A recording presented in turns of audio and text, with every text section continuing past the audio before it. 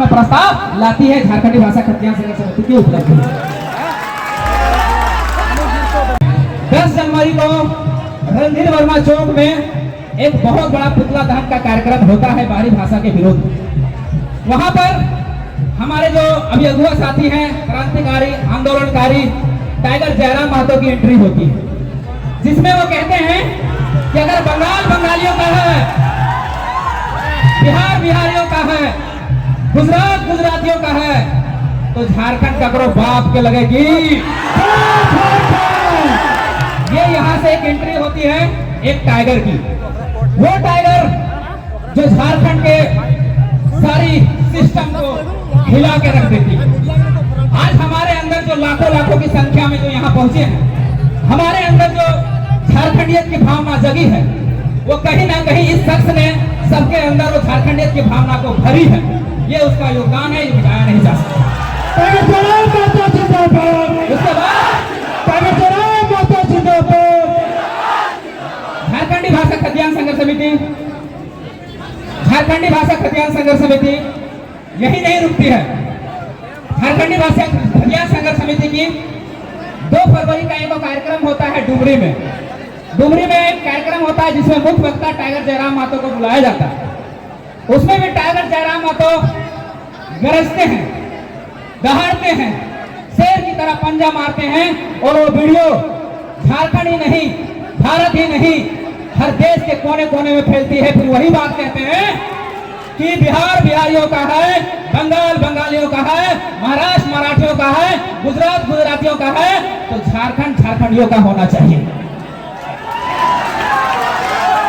और ये मैसेज जन जन तक पहुंचती है, हर छोटा बच्चा बुजुर्ग महिला तक ये बात पहुंचती है और उसके अंदर एक झारखंडियत की भावना जागती है। और वहां से उलगुलान की शुरुआत होती है जो कोल्हान के क्षेत्र में फैल जाती है।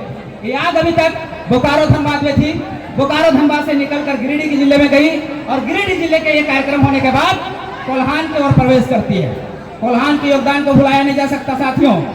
कोल्हान में पहला कार्यक्रम होता है जहां इसी तरह लाखों की संख्या में भीड़ जुटती है अपनी झारखंडियत की भावना को लेकर, और उसमें टाइगर जयराम महतो की एंट्री होती है और टाइगर जयराम महतो उसमें रिकॉर्ड तोड़ 3 घंटे की भाषण देते हैं और ये अभी तक के रिकॉर्ड में सबसे लंबा भाषण था, सबसे लंबा भाषण था।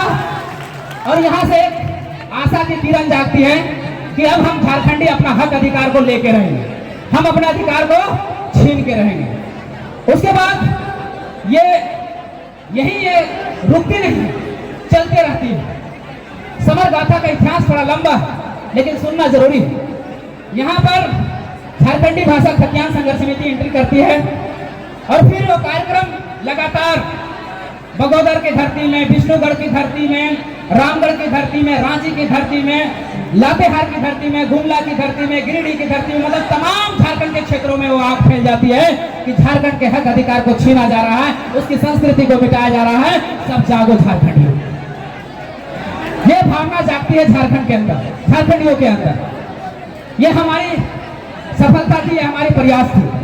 फिर हम लोग 21 मार्च को, याद रखिएगा 21 मार्च 2022 को एक बहुत बड़ा उलगुलान का आगाज किया जाता है कि हम लोग विधानसभा का घेराव करेंगे झारखंडी भाषा खतियान संघर्ष समिति के बैनर तले।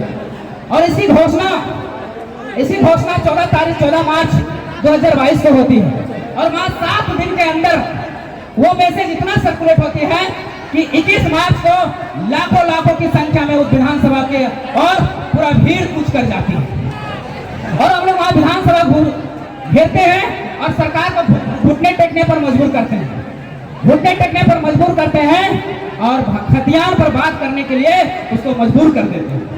ये हमारी समर गाथा है, ये हमारी सफर गाथा है 21 मार्च तक। आगे क्या होता है, जब हम लोग वहां पर विधानसभा में विधायकों को आवाज उठाने के लिए मजबूर कर देते हैं और सभी विधायक जब वहां खतियान के बारे में 1932 के बारे में बोलना शुरू कर देते हैं, उसके बाद फिर से हम लोग झारखंडी भाषा खतियान संघर्ष समिति के बैनर तले एक सत्याग्रह का आयोजन करते हैं, 2 दिवसीय सत्याग्रह, जिसमें 2 दिन हम लोग भूखे प्यासे इसी तरह जून के महीने में हम लोग वहां पर 2 दिन 2 दिवसीय कार्यक्रम करते हैं। और फिर से सरकार को 1932 को लागू करने पर मजबूर कर देते हैं और सरकार आखिर झुकती है और झारखंडी भाषा खतियान संघर्ष समिति की मांग के तहत 1932 से खतियान को विधानसभा में प्रस्ताव लाती है झारखंडी भाषा खतियान संघर्ष समिति की उपलब्धि।